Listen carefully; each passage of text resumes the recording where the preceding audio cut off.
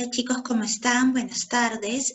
Bueno, antes que nada, bienvenidos a nuestra séptima clase del curso de Arte y Cultura. Mi nombre es Beatriz Franco Córdoba y bueno, he decidido grabar este video de la clase de esta semana, dado que hay algunos estudiantes que el día martes que luego con una de las secciones me ingresaron y en vista también de que el día de hoy hubieron algunos problemas técnicos para continuar con la clase y bueno, un problema de conexión, no se pudo terminar de explicar algunas diapositivas. Vi conveniente explicar la clase de esta semana durante este video. Así que bueno, vamos a empezar.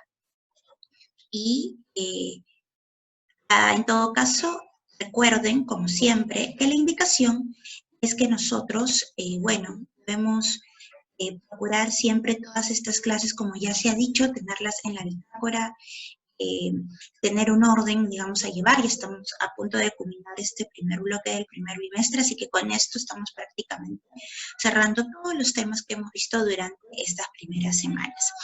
Aquí creo que va a ser importante tomar de referencia esta frase que nos dice que el objetivo final del arte es mostrar los tejidos internos del alma.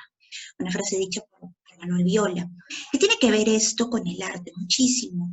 El arte, recordemos, es más allá de una técnica artística o posiblemente, pues, digamos, un artista muy famoso y que pueda llegar a ser algo, digamos, muy, muy conocido.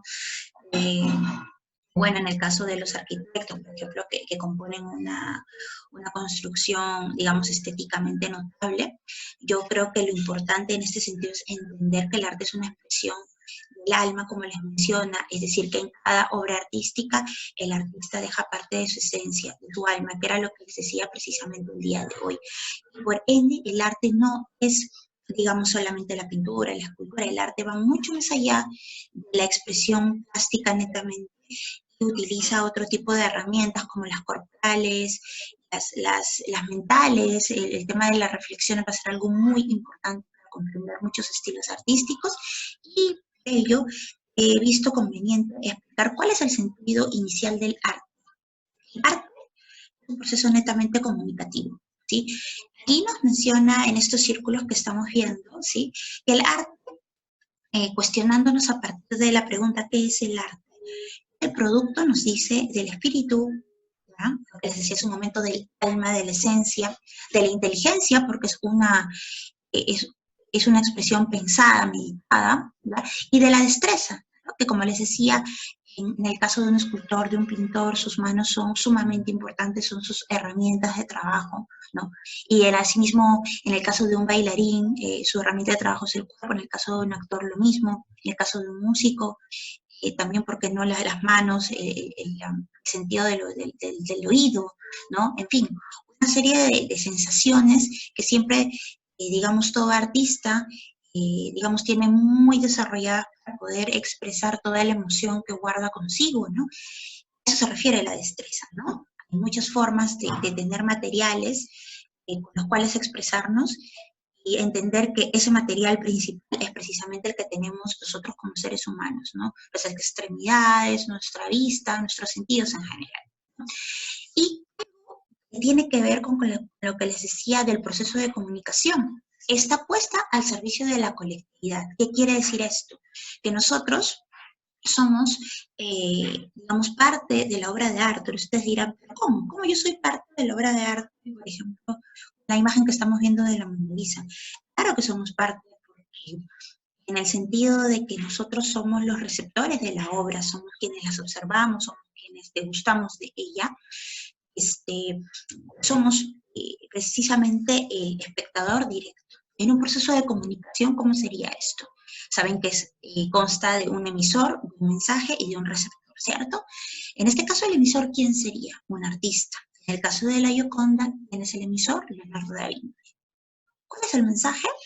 La Gioconda, ¿verdad? Es la producción artística. Así como sabemos de que en la comunicación el mensaje puede ser oral, escrito, en el arte es precisamente el mensaje, lo plástico, en este caso un lienzo, una pintura, una construcción arquitectónica, una puesta en escena de teatro, una danza, etcétera, etcétera, etcétera, ¿no? Digamos, para terminar este proceso de comunicación, ¿quién sería el receptor? Nosotros, que somos el espectador. Entonces somos parte de un proceso de comunicación artística siempre. Sin el espectador, la obra de arte no tendría sentido. Y eso es precisamente lo que nos dice este segundo círculo. El arte es un instrumento primario de comunicación, lo que acabamos de detallar, y de expresión. Por ello dispone de sus propios signos y códigos, lo que acabo de mencionarles. Si he dispuesto a poner aquí la imagen de la Gioconda, es probablemente la obra de arte en cuanto al estilo en pintura más conocida, ¿no? Ojo, aquí quiero recalar en algo.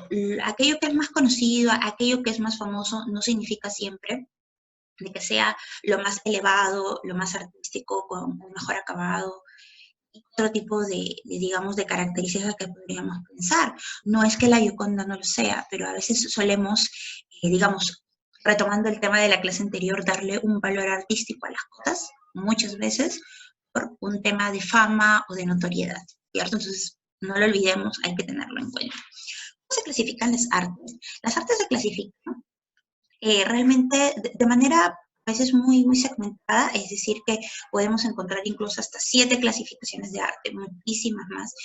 Sin embargo, yo he dispuesto 3 que creo que es la que vamos a tratar durante todo este año y que, bueno, recala en lo siguiente, en 3 puntos. La primera que es las visuales o las plásticas, que son las que nosotros manejamos, ¿cierto? La arquitectura, no porque seamos arquitectos, ¿cierto? Sino que es netamente también un arte visual. Recordemos que los arquitectos diseñan, ¿no? Lo que después se proyecta en una construcción arquitectónica. Eso es que he dispuesto aquí la imagen del Coliseo Romano, ¿no? Punto número 2, la escultura. En algún momento también hemos tenido la oportunidad de relacionarnos con materiales como el arcillo, como la cerámica, ¿no? Si hay más materiales para la escultura, por supuesto que sí, pero específicamente nosotros nos hemos orientado a estos 2 materiales. Y luego la pintura, ¿cierto? Que creo que es, digamos, la expresión artística que hacemos desde mucho más chiquitos, ¿no? Aunque somos pequeñitos, bueno, ¿a quién no le ha gustado pintar, no? Entonces, siento que en este sentido son las artes visuales o las plásticas aquellas con las que tenemos, digamos, una relación más directa. En cuanto al punto número 2 de artes no visuales y no plásticas, todo lo contrario a lo que acabo de mencionar en el punto número 1, tenemos a la música, tenemos a la danza y tenemos a la literatura. Ahora ustedes se preguntarán, ¿puedo entender lo de la música? ¿Puedo entender lo de la danza? ¿Pero cómo es la literatura? Bueno, mira, en cuanto a la música, como les dije en la mañana, ¿no? La música es probablemente de todas las artes aquella que es más universal. Ustedes pusieron un ejemplo que me pareció muy curioso, ¿no? Mencionaron lo del K-pop, ¿no? Y creo que yo les mencioné el mío propio, ¿no? Que cuando tenía la edad de ustedes, a mí me encantaba esta banda Dummy Dolls, pero sin embargo no me gustaba mucho, digamos, el idioma inglés. Sin embargo, cuando comencé digamos, bajarme más canciones, porque en esa época se descargaban las canciones por internet. Posteriormente juntaba un dinero para comprarme mis discos, me los compraba feliz, pero no entendía nada. Había un tema de colección ahí que para mí era muy importante, pero más allá de eso, ¿a qué voy? A que así como a ustedes les gusta el tipo, o a mí me gusta, por ejemplo, me sigue gustando la música en inglés, a veces trasciende el tema del idioma, trasciende el tema incluso de la nacionalidad. Es la música finalmente lo que hace que hay una conexión, ¿cierto? Yo les decía que hay un tema muy grande con esta, digamos, con la música, ¿no? Y la capacidad que tiene de llegar a todo mundo sin importar, como les decía, el idioma, a veces el contenido mismo, es el sonido, el ritmo que podemos encontrar nosotros, ¿no? Después viene la danza, ¿no? La danza, al igual que, por ejemplo, las artes visuales, como les decía, su instrumento de trabajo, ¿cuál es? Es el cuerpo, ¿no? Y tal vez aquí he omitido el teatro, no porque no sea relevante, las artes escénicas realmente, digamos, tiene un lenguaje que, digamos, tiene que ver también muchísimo con la danza. Ambas expresiones artísticas utilizan el cuerpo como un medio de expresividad, pero en este caso he dispuesto la danza precisamente para luego enlazarlo con lo del tema de las artes escénicas. Último, la literatura. Ustedes se dirán, ¿pero qué tiene que ver la literatura? Eso es netamente escritura, ¿no? La literatura tiene que ver muchísimo porque la literatura es un arte. ¿no? Así como hay el arte de poder pintar, de poder dibujar, de poder tocar un instrumento, de poder bailar, el arte de poder escribir. Y sin ir muy lejos, vamos a ver también un ejemplo de cómo muchas veces en las artes plásticas se reflejan muchas historias narradas en novelas, en cuentos, ¿no? En diversos libros que luego han llegado hacia nosotros, ¿no? Entonces, en ese sentido, me parece importante relacionar todo este tipo de expresiones artísticas también. Y por último, tenemos las artes decorativas unidas a la arquitectura, ¿ya? Tenemos el mosaico, ¿ya? Vamos a ver detalladamente cada uno de estos en ejemplos. La vidrería, que son los vitales, ¿cierto? La azulejería, la miniatura, que son estas imágenes que vamos a encontrar dispuestas en libros miniados o iluminados. La cerámica, y por ello he puesto la imagen de esta cerámica, digamos, de hace estribo con el doble cuerpo y de dos búhos, ¿no? Y que se encuentran juntos y que pertenece a la cultura moche. Ya saben que hemos hablado de ella precisamente entre la primera y segunda semana de clase. Luego tenemos el grabado, que también es una técnica artística. Por supuesto, los textiles.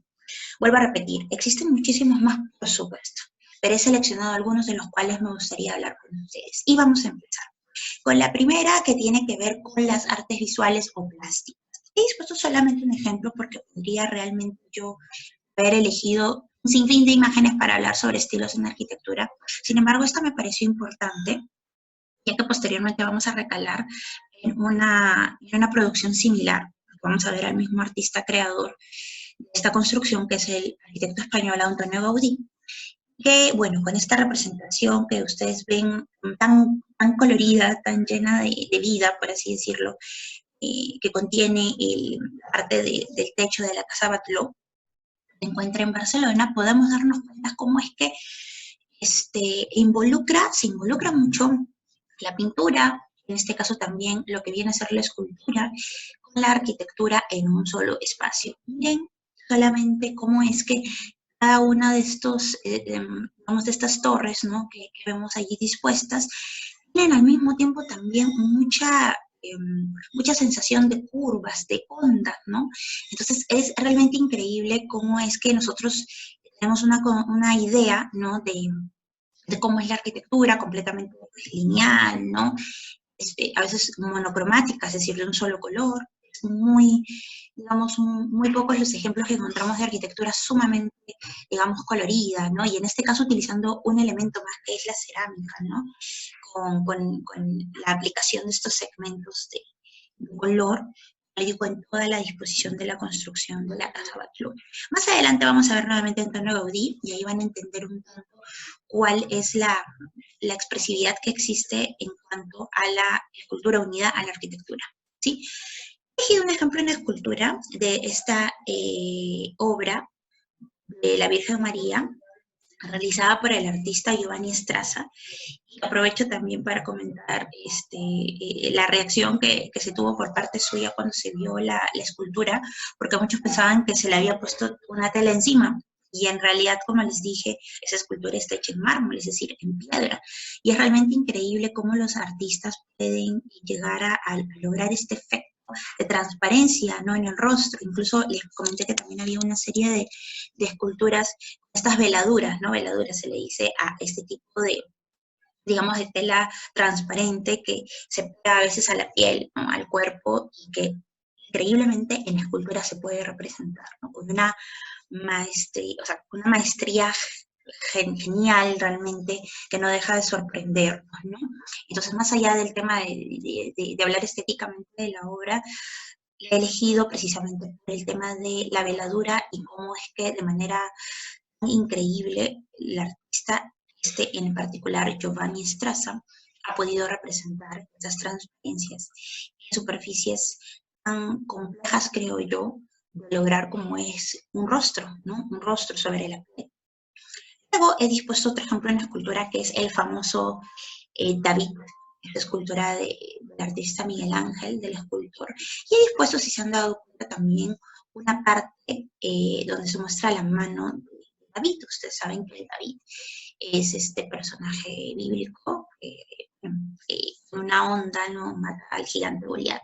Entonces las representaciones siempre de David van a tener esta disposición, no la posición, ojo, he dicho disposición, la posición puede cambiar, ¿no? Representaciones de David y Goliat hay muchísimas, sin embargo esta de Miguel Ángel es bastante conocida y en este sentido les he puesto precisamente el acercamiento de la mano donde podemos ver cada detalle de cada dedo, incluso las venas de esta parte de la mano con los nudillos detallados, es realmente increíble. Entonces, y al igual que la escultura de Giovanni Strassa, esta ha sido hecha con piedra, con mármol, ¿no? Y hasta ahora, como les comentaba, sigue causando mucha impresión, es estéticamente muy buena la escultura, proporcionada, también que ya trataremos más adelante, ¿no? Pero no quería dejar pasarlas el día de hoy. Y luego recalamos en lo que viene a ser la pintura, ¿no? Realmente también aquí hemos podido elegir una serie de ejemplos, sin embargo he elegido a Van Gogh, que considero que no hay un tema de fama, no considero, tiene un estilo muy particular, no existe, siento yo, artista que se haya equiparado en ser genuino, o sea, en ser único, en cuanto a su forma de pintar. Sí, hoy por hoy hay artistas que pintan al estilo de Van Gogh, es otra cosa, ¿no? Pero en su momento, digamos que fue muy, digamos, muy atrevido, muy osado al pintar de esta manera. No porque haya transgredido algo, sino que siempre cuando queremos cambiar algo de manera sustancial, es importante entender que a veces hay que romper ciertos límites, ciertos esquemas, y siento que en la pintura Van Gogh lo hizo, ¿no? Entonces, en ese sentido, me alegra bastante mostrárselos, porque creo que nunca habíamos hablado de él, sin embargo, creo que el nombre se les hace bastante referencial y conocido. Sí, por cierto, es que me olvide, La Noche Estrellada, ¿no? Él tiene una serie de pinturas muy famosas también, muy conocidas sobre todo, pero es La Noche Estrellada probablemente aquella pintura, digamos, lo hace mucho más, como les decía, conocido por el tipo de pincelada ondeante, vibrante, ¿no? Texturada, que existe en todas las pinturas de Vincent Van Gogh. Ahora vamos a pasar a las artes no visuales y no plásticas. Aquí tenemos, digamos, dispuestos aquellos instrumentos que se utilizan en la música clásica, ¿verdad? Los que no encontramos guitarras eléctricas o, por ejemplo, una batería, ¿no? Estamos hablando específicamente de lo que es la música de orquesta. No lo estoy diciendo porque no sea un instrumento, ni tampoco sea música, hablar de una guitarra eléctrica, de una batería, no. He puesto simplemente como un ejemplo, ¿verdad? Para que podamos conocer netamente cómo que en la música, y específicamente de los músicos de cámara, ¿no? Cómo es que utilizan todos estos instrumentos y que en conjunto, ¿no? Nos dan estas grandes piezas armónicas y llenas de sentimentalidad, porque recuerdan lo que les había dicho al inicio, ¿no? El artista deja parte de su esencia en cada cosa que hace. Y no me estaba refiriendo únicamente a un pintor, un escultor, a mí me refería a un músico, sobre todo los compositores de música clásica. Ya, entonces, en ese sentido creo que queda claro, no están todos los nombres, hay algunos que de repente, como me decían, no les suena mucho, como por ejemplo el clavicémbalo, entre otros, porque son parte de repente espacios que no son muy comunes, ¿no?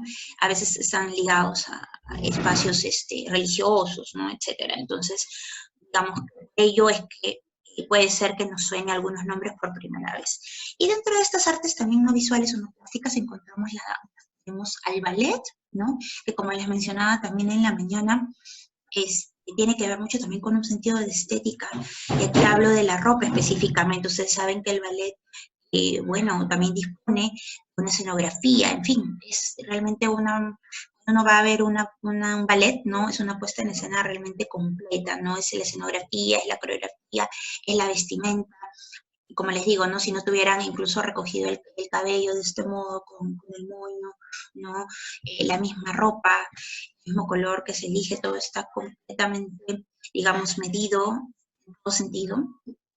Y bueno, siento que la danza es un buen ejemplo para mostrarles cómo es que no solamente su cuerpo es una herramienta para los bailarines, sino es todo un conjunto estético, ¿no? Que se da en ese momento en que uno ve una puesta de escena en ballet. Lo mismo claro, sucede con algo mucho más autóctono que nosotros conocemos. Un ejemplo que me pareció importante de poner es el de la danza de tijeras, ¿no? La famosa danza de tijeras. Realmente estos danzantes son unos verdaderos acróbatas, prácticamente vuelan al momento en que bailan, una gran destreza en las manos, en los pies, corporalmente completa, ¿no? Y lo más increíble, y eso creo que lo sabemos todos, es la diversidad que tiene nuestro país. Creo que no alcanzaría ni todos los grados, ni todas las horas para hablar de la cantidad de danzas que existe, de la envergadura cultural que nosotros como peruanos tenemos y sobre todo en danzas. Y ojo, que como les dije anteriormente con el ejemplo del ballet, no solamente es la manera en cómo se baila o la coreografía, es la vestimenta también, tiene que ver muchísimo con todo el conjunto en el momento en el que uno observa una danza, ¿no? Aparte que ya saben que ellos pues, llevan unas tijeras en las manos, ¿no? Entonces, en este sentido, es una danza increíble, increíble. Luego, tenemos el ejemplo de literatura. He seleccionado esta novela de Alexander Dumas, La Dama de las Camelias, porque quería decirles lo siguiente, ¿no? Al inicio les comenté que el mismo hecho de que un escritor pues escriba un poema, etcétera, eh, no quiere decir que solamente sea un escritor es un artista, ¿no? Entonces, en este sentido, yo he dispuesto la imagen de la portada de la novela de La Casa de las Camelias al lado de una ilustración hecha por el artista Alfonso Mucha. Ya ustedes de repente, si han tenido la oportunidad de leer la obra o ya estarán a punto de leerla en algún momento, estoy segura que es así, van a entender un poco por qué la representación de la Dama de las Camelias. No les voy a detallar más si es que no la han leído, porque, bueno, sería adelantarles prácticamente el final, pero tiene que ver mucho aquí la ilustración, lo que nos narra el personaje en la novela, ¿no? El color incluso del rostro, de la ropa que lleva, fíjense que lleva las camelias. Entonces, tiene que ver muchísimo, inclusive solamente relacionando el título con lo que podemos observar en la ilustración y cómo es que los artistas lo representan en las artes gráficas también. ¿Vale? Luego tenemos aquellas artes decorativas o unidas a la arquitectura. Les mencioné unas 7 u 8 aproximadamente, vamos a ver la primera de ellas, que es el mosaico. Les mencioné en clase que el mosaico era pues una creación, una expresión artística que había surgido en el arte romano precisamente, y la encontramos en los templos, ¿no? En los palacios. Pero ya es en la Edad Media cuando coge, o bueno, da un giro, ¿no? Relacionado más que todo a lo que viene a ser la expresividad en cuanto a la religión, ¿no? Que es, digamos, la característica fundamental que tiene como hilo conductor toda la Edad Media. Y vamos a encontrar representaciones de escenas bíblicas, en fin, en este tipo de material, que son pequeñas teselas de cerámica, ¿no? Dispuestas sobre cemento, ¿no? Si se dan cuenta en la imagen, ¿no? Incluso realmente hay una minuciosidad increíble para hacer las marcas de las sombras, para simular la textura incluso en los labios. Aquí en la imagen podemos ver parte de los labios, ¿no? No es tan sencillo, imagínense, era un trabajo sumamente minucioso, y creo que eso es lo que vamos a ver con las artes decorativas. Siempre incido en esto, ¿no? Las artes decorativas no son arte, ¿no? Realmente hay mucha minuciosidad, mucho trabajo en cada representación artística, ¿sí? Luego tenemos esta imagen a manera de ejemplo de esta escultura unida a la arquitectura. Y aquí recuerden que les dije que íbamos a volver a hablar de Antonio Gaudí, del arquitecto español. Pues en uno de estos diseños que él realiza para la ciudad de Barcelona está el Parc Güell, ¿no? Y bueno, aquí vemos, por ejemplo, la escultura de un lagarto, que al mismo tiempo se encuentra dispuesto con estas también pequeñas teselas de cerámica, ¿no? De un color mucho más vibrante, claro está, y que nos hace dar cuenta que obviamente pues el artista tenía una gran predilección por la representación de la naturaleza. De eso nos damos cuenta en las curvas, fíjense nada más en el lomo del lagarto, ¿no? Que tiene estas ondas, y por supuesto yo creo que involucrar pues un animal, bueno, más allá que sea un reptil, ¿no? Un animal como parte de una construcción arquitectónica, y los colores, ¿no? Nos damos de este interés que tenía el arquitecto por involucrar la naturaleza también a sus construcciones arquitectónicas, ¿no? Lo que lo hace único. Tenemos también el ejemplo de los azulejos, ¿no? Me acuerdo que en clase también mencionaron que les hacía recordar a las losetas que están en la cocina, ¿no? Y es porque, bueno, sí, nosotros estamos acostumbrados ahorita, si encontramos alguna mayólica en casa, una cerámica, es precisamente en lugares como esos. Sin embargo, digamos que ya hace muchísimos años, cuando se vino al Perú, digamos, los españoles, ¿no? Trajeron una serie de influencias culturales. Una de ellas, en cuanto a lo que es el arte, fue los azulejos, ¿no? Y podemos encontrar muchos de estos ejemplos de estas cerámicas, ¿no? Aplicadas con color y esmaltadas, ¿no? Con un florillo, en muchas construcciones religiosas, sean conventos, sean iglesias, ¿no? Y que probablemente se les haga familiar, porque a nosotros, por vivir sobre todo aquí en Lima, vamos a encontrar muchos lugares, sobre todo en el centro histórico, que tienen ese tipo de elementos, ¿no? Que de repente ahora ya no es tan común, pero hacía muchísimos siglos atrás sí era producido y era, como les comentaba, dispuesto en construcciones públicas o en todo caso religiosas, ¿no? Entonces los azulejos, digamos, tienen esta variedad, en realidad hay muchísimas más, pero finalmente creo que, como lo dice el nombre, ¿no? Tiene una gama cromática que va entre los azules, ¿no? En distintas tonalidades, pero finalmente, les decía, se diferencia a la mayólica, como les decía, porque ustedes me comentaban de que les hacía recordar estos espacios de la casa. Se diferencian por el material por el que está compuesto el azulejo en sí, ¿no? Que ya se los acabo de comentar. Tenemos también la miniatura.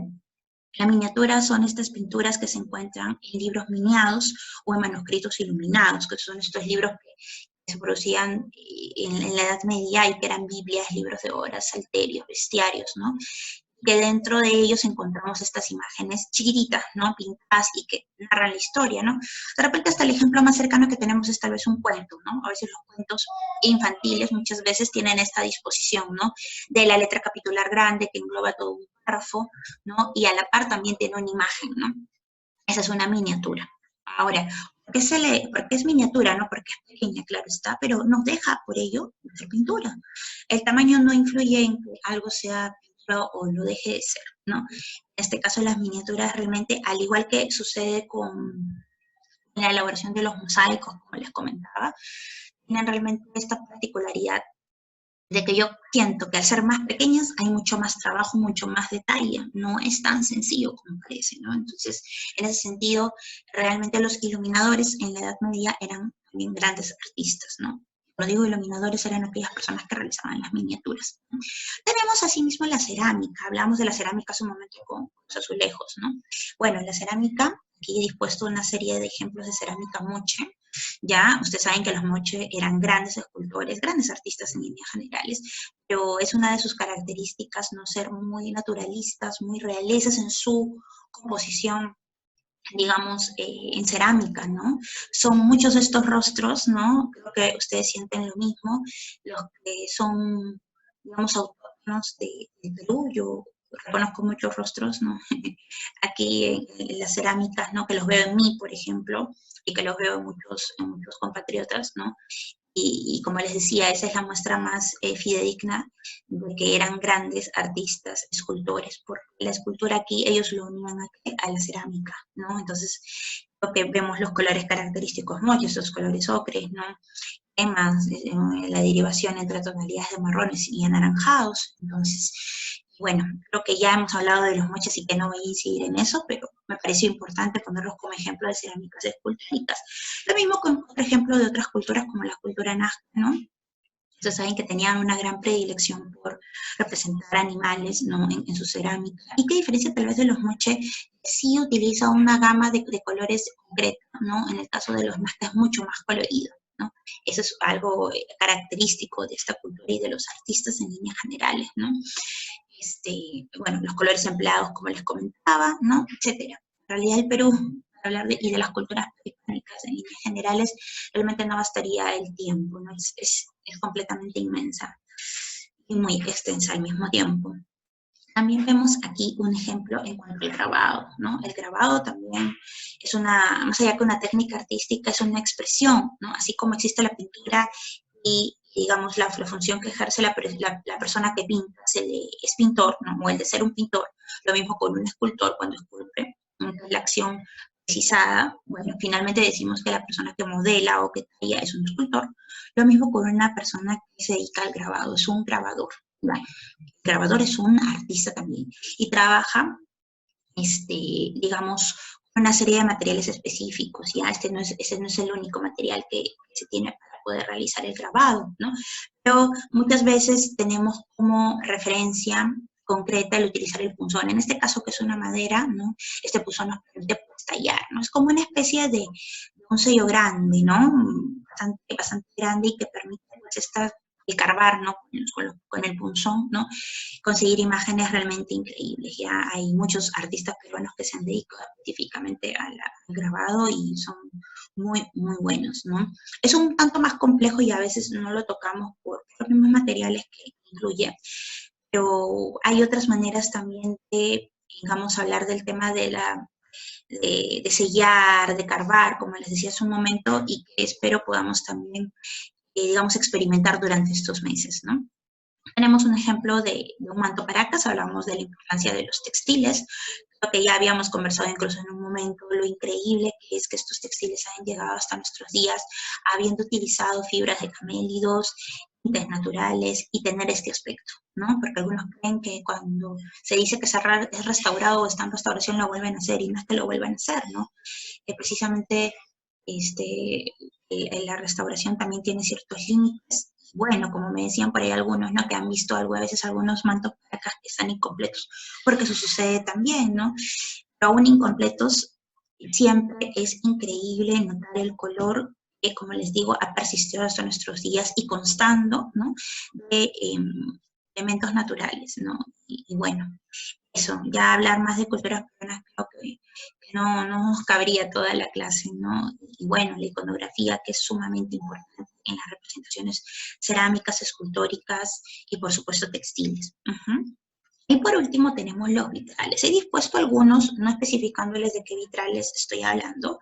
Son de iglesias, claro está, pero no les estoy diciendo ni las iglesias ni el lugar, porque quiero que aquí entiendan la idea que hay de que el vitral es un elemento que hace que filtre la luz con tonalidades de colores, ¿no? Eso lo vemos en las iglesias. Creo que cuando escuchamos vitrales nos recordamos a las iglesias, ¿no? Y esta manera que hay de filtrar la luz es, digamos, muy importante dentro del ambiente, en este caso una iglesia, ¿no?